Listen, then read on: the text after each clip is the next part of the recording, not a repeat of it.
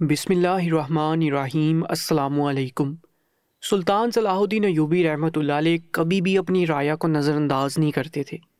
ٹھنڈ ہو یا گرمی، وہ ہمیشہ ہی اپنی رایا کے لیے تیار کھڑے رہتے تھے، جس کی وجہ سے وہ ہمیشہ ہی اپنی رایا کے دل پر راج کرتے تھے۔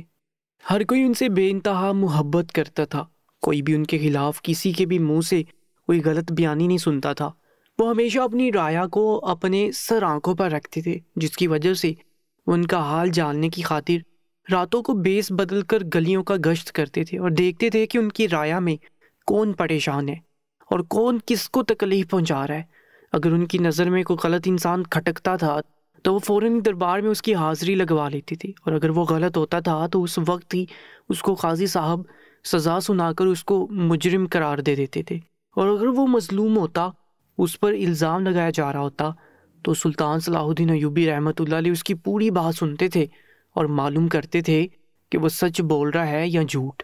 اگر ان کی تصدیق کے مطابق وہ سچ بول رہا ہوتا تھا تو اس کو باعزت بری ان کی عدالت سے رہا کر دیا جاتا تھا۔ ان کی یہی دیانتداری اور ایمانداری لوگوں میں بہت مشہور تھی، جس کی وجہ سے ان کی تمام رایا ان سے بے حد خوش تھی اور ان کے حکم کی فوراً ہی تعمیل کرتی تھی۔ کبھی بھی ان کی نافرمانی کرنے کی کوئی بھی کوشش نہیں کرتا تھا، اور اگر ایسا کوئی کرتا بھی تھا تو سلطان صلاح الدین ایوبی رحمۃ اللہ علیہ کی دیانتداری اور ایمانداری کو دیکھ کر اور ان کی انصاف پسندی کو دیکھ کر ان کے رنگ میں ڈل جاتا تھا۔ آج بھی سلطان صلاح الدین ایوبی رحمۃ اللہ علیہ اپنی بیوی عصمت خاتون کے ساتھ بیٹھے ہوئے تھے اور ان سے محو گفتگو تھے، ان کو آگاہ کر رہے تھے کہ وہ گشت کے لیے جا رہے تھے، اور ان کو ساتھ میں بول رہے تھے کہ ان کی حفاظت کے لیے دعا کریے گا، اور ساتھ میں یہ بھی دعا کریے گا کہ کوئی بھی مظلوم ان کی آنکھوں کے سامنے نہ آئے، سب کچھ ٹھیک چل رہا ہو۔ وہ یہ سب تمام باتیں سننے کے باوجود بالکل چپ ہو گئی تھیں، اور تھوڑی دیر بعد جو وہ بولی تو محض اتنا کہ آج آپ نہ جائیں، آپ میرے پاس رک جائیں، آج نہ جائیں۔ لیکن یہ ان کے اصولوں کے خلاف تھا۔ وہ کبھی بھی اپنی ذات کی خاطر یا اپنوں کی ذات کی خاطر اپنی رایا کو نظر انداز کرنا اپنی توہین سمجھتے تھے۔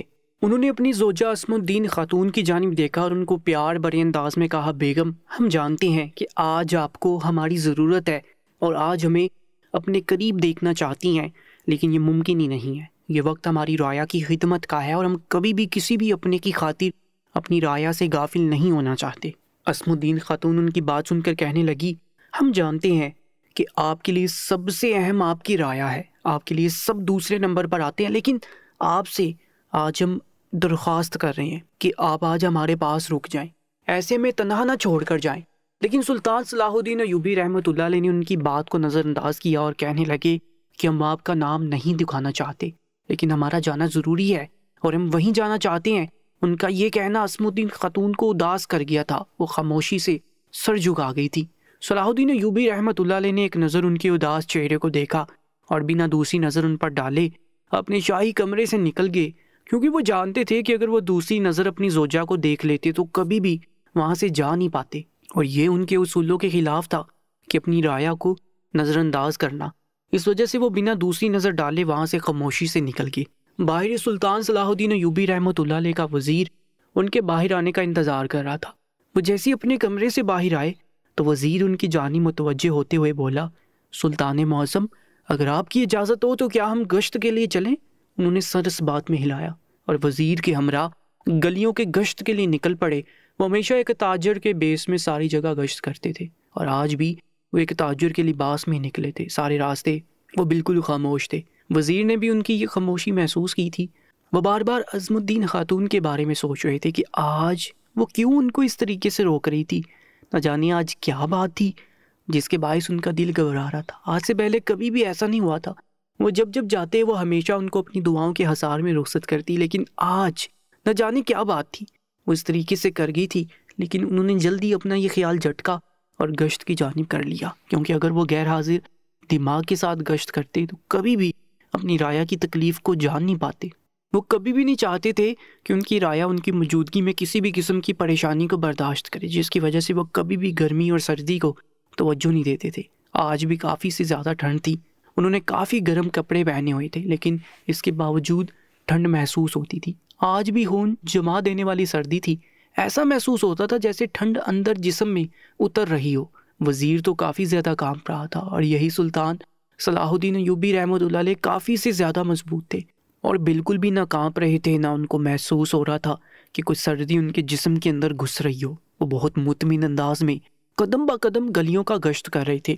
سب جگہ ان کی نگاہیں دوڑ رہی تھیں، وہ کسی بھی جگہ کو ایسے ہی جانے نہیں دے رہے تھے۔ سب ان کے لیے بہت اہم تھے، جس کی وجہ سے وہ کسی بھی چیز کو نظر انداز کرنا غلط سمجھتے تھے۔ وہ جیسے ہی ایک اور گلی کے اندر مڑے تو انہیں ایک عورت کی بہت تیز چیخنے کی آوازیں آئیں۔ ان کے قدم یکدم تھمے، جبکہ وزیر بنا ادھر ادھر کی پرواہ کیے سامنے کی جانب چل رہا تھا، جبکہ سلطان صلاح الدین ایوبی رحمۃ اللہ علیہ کے قدم اس گھر کی طرف بالکل جم سے گئے تھے۔ وہاں سے ایک عورت کی بہت تیز تیز رونے کی آوازیں آ رہی تھیں، اور ساتھ میں ایک کم عمر لڑکی کی بھی آوازیں آ رہی تھیں۔ ان کے کان ایک دم کھڑے ہو گئے تھے کہ یہ سب کیا ماجرا ہے، یہ کون لڑکی ہے جو اس قدر درد سے چلا رہی ہے؟ اور وہ عورت بھی کافی سے زیادہ تکلیف زدہ آواز میں بول رہی تھی کہ چھوڑ دو اسے، معاف کر دو اسے، جانے دو۔ سلطان صلاح الدین ایوبی رحمۃ اللہ علیہ کی آنکھیں سرخ ہو رہی تھی۔ وہ یہ سب معاملہ سمجھنے سے قاصر تھے۔ جو وزیر نے اپنے ساتھ کسی کی موجودگی نہ دیکھی تو پلٹ کر دیکھا سلطان صلاح الدین ایوبی رحمۃ اللہ علیہ کسی دروازے کی طرف رک کرے کھڑے ہوئے تھے۔ وہ فوراً ہی ان کی جانب بڑھا، پوچھنے لگا سلطان معظم سب خیر تو ہے؟ انہوں نے آواز کی طرف اسے بھی متوجہ کرایا تو اس کے بھی کان کھڑے ہو گئے۔ اندر سے وہ عورت بہت زاروں کی طرح روتے ہوئے چلا رہی تھی، معافی طلب کر رہی تھی۔ انہیں کچھ بھی ٹھیک نہیں لگ رہا تھا۔ ان کا دل چاہ رہا تھا کہ وہ ابھی گھر کا دروازہ کھولیں اور اندر چلے جائیں، لیکن یہ ان کے اصولوں کے خلاف تھا۔ انہوں نے وزیر کو حکم دیا کہ کل اس گھر کے تمام افراد مجھے دربار میں چاہیے، اور وہ بول کر آگے کی جانب بڑھ گئے، لیکن ان کا دماغ اب ان چیخو پکار میں ہی اٹک سا گیا تھا۔ انہیں کچھ بھی سمجھ نہیں آ رہا تھا کہ یہ سب کیا معجزہ تھا۔ ان کا دل بہت زیادہ بے چین ہو گیا تھا۔ وہ آگے گشت نہیں کر پا رہے تھے اور محل کی جانب واپس آ گئے تھے۔ کمرے میں جب وہ داخل ہوئے تو ان کی بیوی ویسے ہی اداس بیٹھی ہوئی تھی۔ ان کے قریب جا کر بیٹھے اور کہنے لگے اسم الدین خاتون سب خیر تو ہے؟ آپ مجھے اب بتائیں کہ آخر ماجرا کیا ہے جس کی وجہ سے آپ مجھے اس طریقے سے روک رہی تھی؟ اس سے پہلے تو کبھی آپ نے میرے ساتھ ایسا نہیں کیا، بلکہ اپنی دعاؤں کے حصار میں مجھے رخصت کیا ہے۔ آج ایسا کیا ہوا جس کی وجہ سے آپ اتنا زیادہ مجھے روکنے پر مجبور کر رہی تھی؟ اسم الدین خاتون نے سلطان صلاح الدین ایوبی رحمۃ اللہ علیہ کے ہاتھوں کو تھاما اور کہنے لگی میں نے صبح سویرے تھوڑا بیانہ خواب دیکھا تھا۔ میں نے دیکھا تھا آپ بہت مشکل میں ہیں، جس کی وجہ سے میں پریشان ہو گئی تھی اور چاہتی تھی کہ آپ یہاں سے نہ جائیں بلکہ میرے پاس ہی رہ جائیں، لیکن آپ کے لیے آپ کی رعایا ضروری تھی اور آپ چلے گئے۔ ان کا لہجہ کافی سے زیادہ اداس تھا۔ سلطان صلاح الدین ایوبی رحمۃ اللہ علیہ اپنی بیوی کی فکر پر مسکرائے اور ان کے گرد حصار باندھ کے کہنے لگے عصمت خاتون، ہم جانتے ہیں کہ آپ مجھ سے محبت کرتی ہیں، جس کی وجہ سے آپ ہمیشہ میرے لیے فکر مند رہتی ہیں، لیکن آپ یہ جانیے کہ آپ ایک ملکہ ہیں اور ایک ملکہ کو ہمیشہ بہادر بننا پڑتا ہے۔ اگر بادشاہ کی بیوی ہی کمزور ہوگی اور ڈرپوک ہوگی تو کبھی بھی بادشاہ کو ہمت نہیں مل پائے گی۔ میں جانتا ہوں آپ کے لیے سب سے اہم میں ہوں، لیکن میرے لیے آپ کے ساتھ میرے فرزندوں کے ساتھ ساتھ میری رعایا بھی بہت ضروری ہے۔ اس وجہ سے آپ مجھے کبھی بھی جانے سے اب نہیں روکیں گی۔ ان کا لہجہ سخت نہیں تھا، لیکن ان کے لہجے میں نرمی بھی نہیں تھی۔ عصم الدین خاتون نے شرمندگی سے سر جھکا دیا تھا اور سر اس بات میں ہلانے لگی تھی۔ انہوں نے کہا سلطان معظم میں معافی چاہتی ہوں، بس میں تھوڑا گھبرا گئی تھی جس کی وجہ سے میں آپ کو بیچنا نہیں چاہتی تھی۔ انہوں نے ان کے قریب ہو کر ان کے ماتھے پر ایک بوسہ دیا اور ان کو خاموشی سے اپنے حصار میں لے لیا۔ چندی دیر میں عصم الدین خاتون نیند کی وادیوں میں چلی گئی، جبکہ سلطان صلاح الدین ایوبی رحمۃ اللہ علیہ ان چیخو پکار میں ہی اٹکے ہوئے تھے جس سے وہ چاہ کر بھی نہیں نکل پا رہے تھے۔ ان کے دماغ میں صرف وہ عورتوں کی درد بھری آوازیں ہی گونج رہی تھی۔ آخر ایسا کیا ماجرا تھا جس کی وجہ سے یہ سب کچھ ہوا تھا؟ انہیں صرف اور صرف صبح کا انتظار تھا۔ یہی باتیں سوچتے سوچتے ان کی رات آنکھوں میں ہی کٹ گئی تھی۔ صبح کا سورج جیسے ہی طلوع آفتاب ہوا، انہوں نے وزیر کو اپنے دربار میں بلایا۔ ان کو کہا کہ فوراً مجھے اس خاندان کے تمام افراد اپنے دربار میں چاہیے۔ وزیر نے انہیں آگاہ کیا کہ میں نے اطلاع پہنچا دی ہے، تھوڑی دیر میں ہی وہ لوگ آتے ہوں گے۔ سلطان صلاح الدین ایوبی رحمۃ اللہ علیہ ان تمام لوگوں کا بے چینی سے انتظار کرنے لگے، کیونکہ وہ چاہتے تھے کہ جلد سے جلد وہ معاملے کی تہہ تک پہنچ جائیں اور اس کا حل نکالیں۔ تھوڑی دیر بعد ہی ایک عورت اور ایک 20 سال کی لڑکی جس نے اپنے چہرے پر نقاب کیا ہوا تھا اور ان کے ساتھ ایک مرد دربار کے اندر داخل ہوا۔ سلطان صلاح الدین ایوبی رحمۃ اللہ علیہ نے ان تینوں کو بہت گہری نگاہوں سے دیکھا۔ وہ تینوں افراد کافی سے زیادہ ڈرے ہوئے محسوس ہو رہے تھے۔ ان کے چہرے سے ہی خوف معلوم ہو رہا تھا۔ وہ لوگ سلطان صلاح الدین ایوبی کے سامنے ادب سے ہاتھ باندھ کر کھڑے ہو گئے۔ سلطان نے تینوں کی طرف غور سے دیکھا اور کہنے لگے، مجھے اطلاع ملی ہے کہ آپ کے گھر میں کسی عورت پر ظلم ہو رہا ہے۔ کیا وہ دونوں عورتیں آپ ہی ہیں؟ ان کی نظر اب بھی صرف اور صرف وہاں موجود ایک ڈھیر عمر عورت اور ایک جوان لڑکی پر تھی۔ فی الحال کے لیے انہوں نے ان لوگوں کے سامنے آئے مرد کو نظر انداز کر دیا تھا۔ نہ جانے کہ وہ مرد انہیں ٹھیک نہیں لگ رہا تھا۔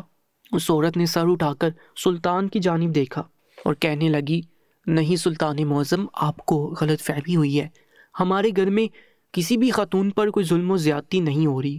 جبکہ سلطان نے اپنا سر نفی میں ہلایا اور کہنے لگے، مجھے جھوٹ سے سخت نفرت ہے، میں سچ سننا چاہتا ہوں، مجھے سچ بتایا جائے اس سے پہلے کہ میں کوئی سخت قدم اٹھا لوں۔ تو اس عورت نے ڈرتے ڈرتے اپنے ساتھ آئے مرد کی جانب دیکھا اور واپس سے سلطان کی طرف نگاہ کر کے کہنے لگی، نہیں سلطان معظم، ایسی کوئی بات نہیں ہے جیسا آپ کو لگ رہا ہے۔ اور یہ چیز سلطان کی آنکھوں میں اب کھٹک چکی تھی، اس کا اپنے مرد سے ڈرنا۔ وہ سمجھ چکے تھے کہ دال میں بہت کچھ کالا ہے۔ انہوں نے اب ساری توجہ اس مرد کی جانب کی اور کہنے لگے، سچ بتاؤ، آخر بات کیا ہے؟ کیا تم ان دونوں خواتین پر ظلم و زیادتی کرتے ہو جس کی وجہ سے یہ دونوں تم سے ڈر رہی ہیں اور کوئی بات مجھ سے بول نہیں پا رہی؟ تو وہ فوراً ہی گگیانے لگا، کہنے لگا، نہیں نہیں سلطان معظم، آپ کو کوئی غلط فہمی ہوئی ہے، ایسا کچھ نہیں ہے۔ اور یہاں پر سلطان کی بس ہو چکی تھی، وہ مزید جھوٹ برداشت نہیں کر پائے تھے۔ انہوں نے کڑک اور بلند آواز میں کہا، ان دونوں کو بندی بنا دیا جائے اور فوراً ہی انہیں کال کوٹری میں بند کر دیا جائے۔ میرے دربار میں کھڑے ہو کر یہ دونوں جھوٹ پر جھوٹ بولے جا رہے ہیں اور انہیں شرم نہیں آ رہی۔ اب وہ اس لڑکی کی جانب متوجہ ہوئے جو نقاب کے پیچھے اپنی آنکھیں نیچے جھکائے کھڑی ہوئی تھی۔ انہوں نے اس لڑکی کی طرف دیکھا اور بلند آواز میں بولے، اے لڑکی، ہمیں سچ بتاؤ، بات کیا ہے؟ آخر تمہارے ساتھ کیا ظلم ہو رہا ہے؟ اس لڑکی نے اپنی نم آنکھوں سے سلطان کی جانب دیکھا اور کہنے لگی، مجھے بچا لیں، میں برباد ہو جاؤں گی، میں اتنا برداشت نہیں کر سکتی جتنا میرے ساتھ ہو رہا ہے۔ سلطان سیدھے ہو کر بیٹھے اور کہنے لگے، تم ڈرو نہیں، تمہیں کوئی کچھ نہیں کہے گا، تم نڈر انداز میں اپنی کیفیت بتاؤ، آخر کیا بات ہے؟ وہ لڑکی کچھ کہتی اس سے پہلے ہی اس کی ماں کہنے لگی، سلطان معظم، میں نہیں چاہتی کہ میرے گھر کا معاملہ آپ کے دربار میں اس طریقے سے آئے۔ میں بتانا تو نہیں چاہتی تھی، لیکن میری بھی اب بس ہو چکی ہے۔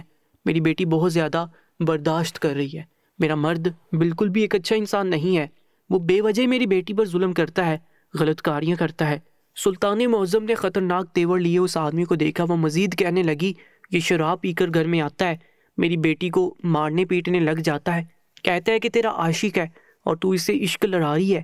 ایسا کچھ نہیں ہے، میری بیٹی معصوم ہے، وہ سارا دن میرے ساتھ میرے گھر میں رہتی ہے اور کسی کے گھر آنا جانا نہیں کرتی، لیکن میرا آدمی میری بیٹی سے بے وجہ ہی ظلم و زیادتی کرتا ہے، اسے مارتا پیٹتا ہے، اس کی فریادوں کو نظر انداز کرتا ہے۔ اس وجہ سے ہی اپنے گھر میں چیختی ہوں، چلاتی ہوں کہ میری بیٹی کو بچا لو، میں اسے اتنا تڑپتا ہوا نہیں دیکھ سکتی۔ رات کو ہی اس نے میری بیٹی کو ایک بار پھر درندوں کی طرح پیٹا ہے، مارا ہے، اس کی روح کو جھنجھوڑ کر رکھ دیا ہے۔ ہم دونوں ماں بیٹیاں تھک چکے ہیں، یہ آدمی ہم لوگوں کو برباد کر چکا ہے۔ ہم چاہتے ہیں کہ یہ سدھر جائے، لیکن یہ سدھرنے کا نام ہی نہیں لے رہا۔ میں مانتی ہوں کہ ہمارے سر پر اس کے علاوہ کوئی سرپرست نہیں ہوگا، لیکن اب ہماری بس ہو چکی ہے، ہم کتنا برداشت کریں اس کی مار پیٹ، اس کی جلاد پنے کو۔ سلطان صلاح الدین ایوبی رحمۃ اللہ علیہ نے جب یہ تمام باتیں سنی تو ہونہار تیور لیے اس آدمی کی جانب دیکھا جو خوفزدہ سا ان کی طرف ہی متوجہ تھا۔ وہ کہنے لگے، اے آدمی، تیرے میں ذرا غیرت نہیں ہے کہ تو اپنی جوان بیٹی پر ہاتھ اٹھاتا ہے؟ تجھے خوف نہیں آتا میری رایا میں اتنا ظلم ہو رہا ہے اور مجھے معلوم ہی نہیں؟ بتاؤ تم کیوں مارتے ہو اس کو؟ انہوں نے جلدی سزا سنانا ضروری نہیں سمجھا۔ انہوں نے سوچا کہ وہ دونوں جانب سے پہلے تمام باتوں کو سنیں گے اور اس کے بعد ہی اپنا فیصلہ دیں گے، لیکن ان کا غصہ اب سوا نیزے پر پہنچ چکا تھا، کیونکہ انہیں امید نہیں تھی کہ ان کے گھر میں یہ تمام کام ہو رہے تھے۔ وہ آدمی ایک بار پھر گھگیانے لگا۔ وہ بولا کہ یہ جھوٹ بول رہی ہے، ایسا کچھ نہیں ہے، میں مارتا ضرور ہوں لیکن اس کے پیچھے ایک بہت بڑی وجہ ہے۔ میری بیٹی واقعی کسی سے عشق لڑا رہی ہے اور یہ ماننے کو تیار نہیں ہے۔ میں چاہتا ہوں کہ یہ اس بات کو مانے اور مزید جھوٹ نہ بولے، لیکن یہ جھوٹ پر جھوٹ بول رہی ہے اور مجھے مجبور کرتی ہے کہ میں اس پر ہاتھ اٹھاؤں۔ یہ عورت اس کا ساتھ دیتی ہے، حالانکہ یہ ایک ماں ہے۔ سلطان معظم نے ایک بار پھر اس لڑکی کی طرف دیکھا اور کہنے لگے، تمہارا باپ جو کہہ رہا ہے کیا وہ سچ ہے؟ اس لڑکی نے روتے ہوئے سر نفی میں ہلایا اور کہنے لگی، میں نے ایسا کچھ نہیں کیا، میں کسی سے کوئی عشق نہیں لڑا رہی، میرا کوئی عاشق نہیں ہے، میں اپنے گھر کے اندر ہی رہنا پسند کرتی ہوں، میں تو باہر دیکھنا بھی ضروری نہیں سمجھتی، لیکن میرا باپ پھر بھی باز نہیں آتا اور شراب کے نشے میں مجھے مارتا پیٹتا ہے، اس کو رحم نہیں آتا، اور ساتھ میں کبھی کبھار تو یہ میری ماں کو بھی نہیں بخشتا، حالانکہ ان کی عمر زیادہ ہے، وہ ان کو بھی مارتا ہے۔ سلطان معظم خدا را ہماری حفاظت کرے، ہم اس درندہ شخص کے ساتھ نہیں رہ سکتی۔ اس لڑکی کی باتوں میں سلطان معظم کو سچائی نظر آ رہی تھی، اس وجہ سے وہ خاموش ہو گئے تھے، لیکن وہ ایسے ہی اس بندے کو بھی سزا نہیں دے سکتے تھے۔ انہوں نے اس آدمی کی جانب دیکھا اور کہنے لگے، کیا تمہارے پاس کوئی ثبوت موجود ہے جس کی بنا پر تم یہ بات واضح کر سکو کہ تمہاری بیٹی کا کوئی عاشق ہے؟ وہ 1 منٹ کے لیے سناٹے میں آ گیا، اس کے چہرے سے بھی اس کی پریشانی عیاں ہو چکی تھی، اور یہی چیز سلطان کے لیے کافی تھی۔ وہ کافی سے زیادہ سچ معلوم کر چکے تھے، وہ عورتیں ٹھیک بول رہی تھی اور یہ مرد غلط تھا۔ انہوں نے ایک بار پھر درست آواز میں کہا کہ میں کیا پوچھ رہا ہوں، تمہارے پاس کوئی ثبوت موجود ہے جس کی بنا پر تمہیں رہا کیا جائے؟ اگر آج تمہارے پاس کوئی ثبوت نہ ہوا تو تمہیں کال کوٹری میں بند کر دیا جائے گا اور تمہیں کافی لمبی سزا ہو سکتی ہے۔ اس کا یہ سننا تھا کہ وہ فوراً ہی گھٹنے ٹیکتے ہوئے بولا کہ مجھے معاف کر دے سلطان معظم، مجھے معاف کر دیں، میں اس کو مارنے کی وجہ بتاتا ہوں۔ مجھے اس لڑکی سے نفرت ہے، یہ میری بیٹی نہیں ہے، میں اس کو گود لیا تھا۔ میں جب اس لڑکی کو دیکھتا ہوں مجھے محسوس ہوتا ہے کہ اس کی وجہ سے میری کوئی دوسری اولاد نہیں ہوئی، جس کی وجہ سے میں اس پر ظلم کرنے لگتا ہوں اور اس کو الزام دیتا ہوں کہ تمہارا کوئی عاشق ہے، جس کی وجہ سے میں یہ ظلم تم پر کر رہا ہوں۔ جبکہ اس لڑکی نے حیرت بڑی نگاہوں سے اپنے باپ کی جانب دیکھا جو یہ بات بول رہا تھا۔ اس نے اپنی ماں کو دیکھا تو وہ بھی نظریں چرا رہی تھی۔ سلطان معظم نے اس لڑکی کی جانب دیکھا اور پوچھنے لگے، کیا تم ان سب کے بارے میں جانتی ہو؟ تو وہ بے یقینی سے سر نفی میں ہلانے لگی، کہنے لگی، نہیں سلطان معظم، میں اس بارے میں کچھ نہیں جانتی۔ انہوں نے اس عورت کی طرف دیکھا، پوچھنے لگے، بتاؤ آخر بات کیا ہے، کون ہے یہ لڑکی؟ تو وہ سر جھکا کر کہنے لگی، سلطان معظم، میری کوئی اولاد نہیں ہو رہی تھی، جس کی وجہ سے میں نے اس لڑکی کو گود لیا تھا۔ میرا شوہر رضامند تھا، لیکن میں نہیں جانتی تھی کہ وہ اس سے نفرت کرتا ہے اور بے وجہ میری بیٹی کو الزام دے کر مارتا پیٹتا ہے۔ سلطان معظم نے اس آدمی کی جانب دیکھا اور کہنے لگے، تم ایک باپ کے عہدے پر فائز ہو، تمہیں چاہیے کہ تم اپنی بیٹی سے محبت اور شفقت کے ساتھ پیش آؤ۔ کیا تم نہیں جانتے کہ یہ بیٹیاں رحمت ہوتی ہیں؟ حضور پاک صلی اللہ علیہ وآلہ وسلم جب بھی ان کی بیٹی ان کے پاس آتی تھی تو وہ ان کے استقبال میں اپنی جگہ سے کھڑے ہو جاتے تھے۔ انہوں نے بیٹی کو رحمت قرار دیا ہے، اور تم اپنی بیٹی پر بے وجہ ظلم کرتے ہو، بے بنیاد الزام لگا کر اسے مارتے پیٹتے ہو۔ وہ تمہیں باپ کہتی ہے اور تم اس کے ساتھ یہ ظلم کرتے ہو۔ وہ انسان ہاتھ جوڑے سر جھکائے کھڑا تھا۔ میں مانتا ہوں یہ بیٹی میری سگی نہیں ہے، اس کے باوجود تم اس کے ساتھ اتنا برا پیش آتے ہو، تمہیں شرم آنی چاہیے۔ انہوں نے یہ بول کر فوراً ہی سپاہی کی جانب دیکھا اور کہا کہ اس آدمی کو بندی بنایا جائے اور اسے کال کوٹری میں بند کر دیا جائے۔ یہ کہنا تھا کہ وہ لڑکی جو سسک رہی تھی کھڑی ہو کر وہ فوراً ہی سلطان معظم کے آگے ہاتھ جوڑ کر کہنے لگی کہ سلطان معظم، اتنا بڑا ظلم میرے باپ کے ساتھ نہ کرے، میں اسے معاف کرتی ہوں، ہمیں جانے دیں، یہ ہمارے گھر کا معاملہ ہے، میں نہیں چاہتی میرے باپ کے ساتھ کوئی ظلم کرے اور اسے کال کوٹری میں بند کر دیا جائے۔ بس ان کو کہہ دے کہ مجھے مارا پیٹا نہ کریں، تھک چکی ہوں۔ یہ کہنا تھا کہ وہ آدمی بے ساختہ گھٹنوں کے بل زمین دوز ہوا اور اپنی بیٹی کے آگے ہاتھ جوڑ کر کہنے لگا، مجھے معاف کر دو، میں تمہارا گناہ گار ہوں، اس کے باوجود تم نے میرے لیے درخواست کی کہ یہ لوگ مجھے بخش دیں۔ سلطان معظم آپ ٹھیک کہتے ہیں، بیٹیاں رحمت ہوتی ہیں، ان جیسا کوئی نہیں ہوتا۔ یہ سننا تھا کہ سلطان معظم نے سپاہی کو اشارہ کیا کہ جانے دو۔ انہوں نے ان تینوں کی جانب دیکھا اور کہنے لگے، بیٹیاں رحمت ہوتی ہیں، یہ باپ کا اس وقت ساتھ دیتی ہیں جب کوئی ساتھ نہیں دے رہا ہوتا، ان جیسا کوئی نہیں ہوتا۔ وہ آدمی شرمندگی سے روتے ہوئے سر اس بات میں ہلانے لگا۔ ان تینوں کو سلطان نے دربار سے باعزت بری رہا کر دیا۔ اس واقعے سے یہ بات ثابت ہوتی ہے کہ باپ کیسا بھی کیوں نہ ہو، بیٹی اپنے باپ کا ساتھ کسی بھی قیمت پر نہیں چھوڑتی۔ بیٹیاں اللہ کی رحمت ہوتی ہیں، انہیں کبھی بھی دکھ نہیں دینا چاہیے۔ جو کام ایک بیٹا نہیں کرتا وہ بیٹیاں کر جاتی ہیں۔ دوستوں، مزید ویڈیوز کے لیے ہمارے چینل کو سبسکرائب کر لیجیے گا۔ اپنا بہت زیادہ خیال رکھا کریں۔ انشاءاللہ ملاقات ہوگی ایک نئے واقعے کے ساتھ۔